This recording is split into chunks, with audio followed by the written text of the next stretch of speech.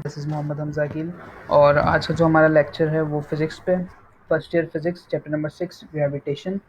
अच्छा, ये chapter important है, आप कहीं का भी टेस्ट दे तो इसमें से सवाल आएंगे। ठीक है, इस चैप्टर में से 2 सवाल आते हैं एनईडी के अंदर, एक मतलब लाजमी आता है एक सवाल। तो सबसे पहला जो सवाल आपके पास एक्सपेक्टेड होता है वो आता है यहाँ से, F is equal to G m1 m2 upon R square. अब ये क्या चीज़ है? ये है आपका न्यूटन लॉ ऑफ ग्रेविटेशन। ठीक है, डेफिनेशन पेपर में कोई नहीं आती आपके, आपको सिर्फ कॉन्सेप्ट पता होना चाहिए इसका क्या है। अच्छा, पेपर में जो सवाल आता है वो ये आता है कि अगर हम दो बॉडीज़ के दरमियान, लेट सपोज ये बॉडी आपके पास ए है और ये ऑब्जेक्ट आपके पास यहाँ पे बी है। अब हमारे पास जब ये दो ऑब्जेक्ट्स मौजूद हैं, इन दोनों के दरमियान जो डिस्टेंस है उसका क्या इम्पैक्ट पड़ता है इस फोर्स के ऊपर। आई रिपीट कि इस डिस्टेंस का क्या फ़र्क पड़ता है, इसका क्या असर होता है इस फोर्स के ऊपर। ये आपके पास न्यूटन्स लॉ ऑफ ग्रेविटेशन था। ठीक है, सवाल इसमें से आपसे पूछा जाएगा, तो आपने बस ये याद रखना है कि जो भी डिस्टेंस होगा उसका स्क्वायर आप करेंगे लाजमी। इसके सवाल आते हैं, हम आगे वीडियो में देखेंगे भी कि इसके कैसे सवाल आते हैं पेपर में। ठीक है, तो फर्स्ट ये है आपके पास जो आपको क्लियर होना चाहिए, Newton law of gravitation. Second, cases of elevator, इसमें से भी कभी एक आधा सवाल बन ही जाएगा, तो देख लेते हैं क्या होता है ये। देखें, अपेरेंट की एक टर्म यहाँ पे हमने इस्तेमाल की, तो अपेरेंट का मतलब होता है ज़ाहिरी। ठीक है, जिसका मतलब होता है नॉट रियल। अगर एलिवेटर रेस्ट में होगा, यानी लिफ्ट जो है आपकी, आप रेस्ट में, तो आपका जो ज़ाहिरी वेट है वो आपका एक्चुअल वेट के बराबर होगा। इसी तरीके से अगर कांस्टेंट स्पीड है तो उसमें भी सेम होगा। अपवर्ड विद एक्सेलरेशन जा रहा है तो आपका अपेरेंट वेट ज़्यादा हो जाएगा ड्यू टू ग्रेविटी। इसी तरीके से अगर केबल ब्रेक हो जाएगी तो फ्री फॉल मोशन होगी वहाँ पर, अपेरेंट वेट आपका क्या हो जाएगा, ज़ीरो हो जाएगा। तो जैसे इसको एक नज़र देख लीजिएगा। Third is weightlessness in satellite. अच्छा, ये फॉर्मूला इसका लिखा हुआ है, F is equal to 1/2 pi under root G upon R. Weightlessness in satellite में क्या करते हैं, कैसे करते हैं इसको, तो आर्टिफिशियल ग्रेविटी क्रिएट करवाई जाती है। ठीक है, आर्टिफिशियल ग्रेविटी किस तरह से क्रिएट करवाई जाती है कि इसको एक पर्टिकुलर एक्सिस के ऊपर एक पर्टिकुलर फ्रीक्वेंसी से घुमाते रहते हैं, तो उसके अंदर आर्टिफिशियल ग्रेविटी क्रिएट हो जाती है। बस इसका ऐसा सच कोई सवाल पेपर में आया हुआ नहीं था। एक सवाल जो मैं अक्सर स्टूडेंट से पूछता हूँ ये कि अगर हमारे पास एक सैटेलाइट है और उसमें तकरीबन 5-10 बंदों की जगह है, मैं उसमें 10 के बजाय 20 बंदे कर दूं, तो आप मुझे बता सकते हैं कि अगर 10 के बजाय 20 बंदे हो जाएं तो इस फ्रीक्वेंसी पे क्या फ़र्क पड़ेगा? तो इसका जवाब मुझे ज़रा बताइएगा। न्यूमेरिकल्स की तरफ आते हैं, that a man weighs 980 newton on earth. तो पहले डेटा देख लेते हैं, हमारे पास ये वेट गिवन है हमें, और what will be his mass, mass आपसे पूछ रहे हैं, on moon having gravity 1.63 meter पर सेकंड स्क्वायर, एनडी का सवाल है ये। तो हम अगर देखें, हमारे पास वेट है, वेट का फॉर्मूला होता है हमारे पास W is equal to M G. ठीक है, अब 980 न्यूटन का मतलब ये है कि उस बंदे का मास कितना होगा, उस बंदे का मास होगा 100 kg। ठीक है, मुझे कैसे पता चला कि 100 kg होगा? जब मैंने यहाँ पे लिखा है कि that W is equal to M G, तो मास 100 और ग्रेविटी की वैल्यू 9.8, तो मल्टीप्लाई हो गया, मेरे पास 980 न्यूटन आ गया। तो अब आपको एक बात याद रखनी कि मास जो होता है ना वो हर जगह पे सेम रहता है। मास चाहे आप मून पे चले जाओ, चाहे आप जुपिटर पे चले जाओ, चाहे आप समुद्र के अंदर चले जाओ, मास हमेशा सेम रहेगा। तो देखिए, आपने यहीं से निकाला मास और ये आपका आंसर है, दैट्स इट। कंफ्यूज करने के लिए उसने ग्रेविटी की भी वैल्यू दे दी जिसके यहाँ पे कोई यूज नहीं है। तो ऐसे सवाल एनईडी में आते हैं जो कि कॉन्सेप्चुअल होते हैं। अच्छा जी, an object on earth has weight 100 newton, ये भी बहुत इंपॉर्टेंट सवाल है और बहुत डिफरेंट तरह से घूम घूम के सवाल आता है। अच्छा जी, कह रहा है कि एक ऑब्जेक्ट अगर जिसका वेट 100 न्यूटन है अर्थ पे और ये मूव करे अब अर्थ सरफेस से ऊपर जाए इक्वल टू अर्थ रेडियस, तो इसका वेट क्या होगा? ये 4 ऑप्शन आपको यहाँ पे दिए हैं इसने। सवाल को समझते हैं। आपकी अर्थ है, एक ऑब्जेक्ट है जो कि यहाँ रखा हुआ है कहीं यहाँ पे, अब वो जा रहा है कितना ऊपर, जितना अर्थ का, ये अर्थ का रेडियस हो गया, और वो जा रहा है कहाँ पे, जितना अर्थ का रेडियस मजीद है। तो अब आपसे पूछ रहा है कि जब ये नए पॉइंट पे जाएगा तो इसका वेट क्या हो जाएगा। तो इस तरह के सवालों को हम कैसे करेंगे? सबसे पहले फॉर्मूला हमें पता होना चाहिए, दैट ग्रेविटी का फॉर्मूला G m e/r² लेकिन याद रखें ये फॉर्मूला कब है, दैट जब आपके पास ऑब्जेक्ट कहाँ है, अर्थ पे, यानी वो इस पॉइंट पे, यहाँ पे। ठीक है, आगे चलते हैं।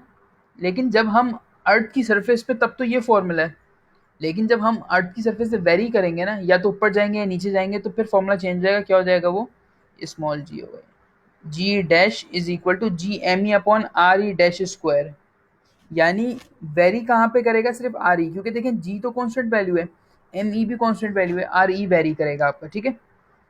तो अब जैसे मुझे पता है कि ये जो है वो अर्थ का रेडियस है, और मेरा ऑब्जेक्ट भी कहाँ गया है, इतना ही ऊपर जितना अर्थ का रेडियस है, यानी मेरा ये पी पॉइंट यहाँ पे। अब मेरे पास जो टोटल आर ई होगा वो कितना हो जाएगा, 2 RE। इस बात को समझिएगा कि जब भी आपको कोई यहाँ पे गिवन होगा कि अर्थ के रेडियस से, अब यहाँ पे क्या सवाल है, above earth surface equal to earth radius, यानी अर्थ की सरफेस से कितना ऊपर जा रहा है, जितना अर्थ का रेडियस है, यानी इतना ही वो मजीद ऊपर गया है। तो यहाँ पे R E plus R E कितना हो जाएगा, 2 RE। तो हम क्या करेंगे, सिंपल इस आर ई की जगह पे 2 रिप्लेस कर देंगे। तो g is equal to ji M E upon 2 RE square कर देंगे, फिर G M E upon R E square को हमने अलग कर दिया, और ये आपके पास पूरा क्या बन जाता है, स्मॉल जी। और ये 2 की वैल्यू थी 1/4 हो गया। तो हमें ये पता चल गया कि w इज इक्वल टू 1/4, और 100 का जो 1/4 होगा वो उसका आंसर हो जाएगा 25 न्यूटन। ये सवाल आपको थोड़ा सा लंबा लग रहा होगा क्योंकि आप शायद फर्स्ट टाइम कर रहे होगे।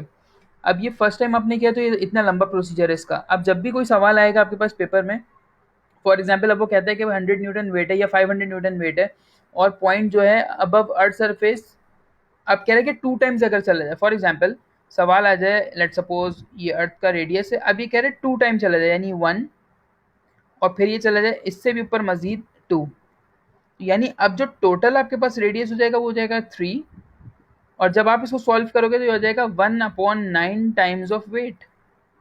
अब देखें पहले हमने कितनी देर में पहले सोचा उस सवाल को कि इस तरह करेंगे, इस तरह करेंगे, वैल्यू पुट करेंगे, आंसर आएगा। अब मैंने डायरेक्ट कर दिया आपके सामने, ठीक है। तो आपने सिर्फ इस आर ई को कंसिडर करना है इस वाले न्यूमेरिकल में, और ये बड़ा इंपॉर्टेंट न्यूमेरिकल है, पेपर में आता है ये। तो इसको कोशिश करिएगा कि ऐसे सवाल बहुत सारे अटैम्प्ट करें, नहीं हो तो काइंडली बताइएगा। ठीक हो गया, देख लीजिएगा इसको, वीडियो पॉज करके। उसी तरह का सवाल है, the radius of x planet is 5 RE। अब वो कह रहा है कि एक प्लैनेट है एक्स, उसका जो रेडियस है वो क्या है, 5 RE। 5 RE का मतलब है कि वो बड़ा है अर्थ से, जाहिर है, और उसका जो रेडियस है 5 टाइम्स ऑफ RE है, एंड कह रहा है कि mass is equal to earth mass. अच्छा, अर्थ के मास से बराबर है उसका, और जो रेडियस है वो बड़ा है। तो आपसे पूछा था value of G on that planet, यानी जी किसके बराबर होगा। तो मैंने आपको अभी बताया कि हम किसी भी फैक्टर को नहीं छेड़ेंगे, हम सिर्फ आर ई को कंसिडर करेंगे। आर ई कितना, 5, तो 1/5, और यहाँ पे हम कर देंगे इसका होल स्क्वायर। तो मेरे पास क्या आंसर आ जाएगा, 1/25G। ये रहा। आई होप सो कि समझ आया होगा, छोटे सा न्यूमेरिकल, इतना मुश्किल नहीं है ये। कुछ सवाल पेंडुलम से रिलेटेड भी आते हैं।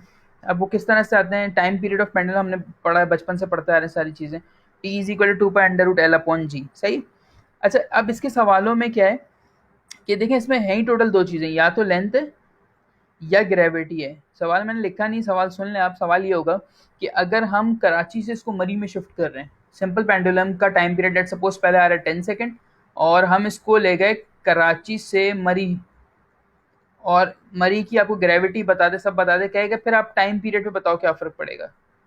यानी अगर आप ग्रेविटी की वैल्यू डिक्रीज करोगे, इंक्रीज करोगे, ग्रेविटी पे क्या फ़र्क पड़ेगा। लेट सपोज के ये जो लेंथ है ये 1 मीटर थी पहले, अब मैं इसको 4 मीटर कर दूं तो फिर टाइम पीरियड पे क्या फ़र्क पड़ेगा। तो देखें, जब भी लेंथ इंक्रीज होगी तो टाइम भी इंक्रीज होगी, डायरेक्टली प्रोपोर्शनल है, और ग्रेविटी के साथ ये इनवर्स प्रोपोर्शनल है, बस ये याद रखना। और मास का ना कोई रोल नहीं होता इसके अंदर। तो ये 3 पॉइंट बहुत ज़रूरी हैं, और ये पेंडुलम का सवाल आ सकता है पेपर में। कुछ इंपॉर्टेंट कॉन्सेप्ट्स हैं जो कि आपको पता होने चाहिए और किताब में शायद नहीं है, जैसे एस्केप वेलोसिटी। एस्केप वेलोसिटी क्या होती है, मिनिमम वेलोसिटी जो आपको अर्थ की ग्रेविटेशनल पुल से बाहर ले जाए, यानी ग्रेविटी वहाँ पे असर नहीं करे, वो एस्केप वेलोसिटी। ये इंपॉर्टेंट है, ये हर यूनिवर्सिटी में पूछा जाता है। अच्छा जी, अगर आपको ऑप्शंस दिए जाएँ और पूछा जाए कि स्ट्रॉन्गेस्ट फोर्स कौन सी है, तो देखें स्ट्रॉन्गेस्ट फोर्स है न्यूक्लियर फोर्स, जो कि न्यूक्लियस, प्रोटॉन और न्यूट्रॉन के दरमियान होती है।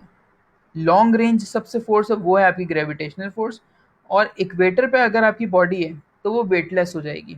अब वेटलेस कैसे हो जाएगी, क्योंकि ग्रेविटी वहाँ पे क्या हो जाएगी, जीरो, एंड फिर W is equal to mg आपके पास जीरो हो जाएगा।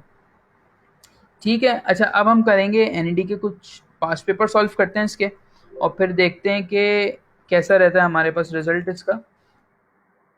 पिछली वीडियो में लोगों को क्लियर नहीं था, कि 5 पेपर नज़र नहीं आ रहे थे, अब मैंने होप सो कि इसको चेंज किया, तो अब देखते हैं।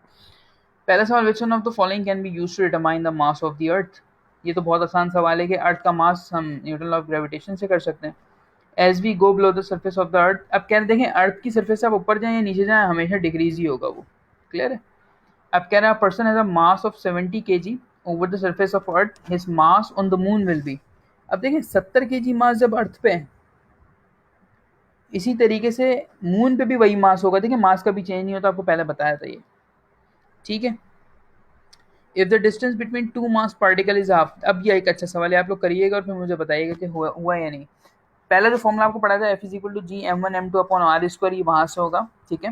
कह रहे हैं डिस्टेंस को कम कर देते हैं, हाफ कर देते हैं, और हम किस चीज को बढ़ा देते हैं, ग्रेविटेशनल फोर्स, ठीक है। If the distance between two mass particle is half, 1/2 करें तो इस पे क्या फर्क पड़ेगा। अब देखें वो डायरेक्टली प्रोपोर्शनल था, तो इस पे डायरेक्ट रिलेशन होगा इसका। बाकी ये आसान सवाल है, ये भी आपको बता दिया। देखें सेंटर में हमेशा जो ग्रेविटी की वैल्यू होगी वो 0 होगी। आप चाहें तो आप रोक के स्क्रीनशॉट ले सकते हैं इसका। आगे चलें जी, सवाल the average mass of the sun, ये एक बेकार सवाल है। The weight of body will be 0 if we could create a situation such as, ठीक है। ये सवाल देख लें, ये एलिवेटर वाले केस का है। Free falling bodies are in state of weightlessness. अच्छा जी, if mass of earth become 4 time larger than the value of g, सोचिएगा इसके बारे में।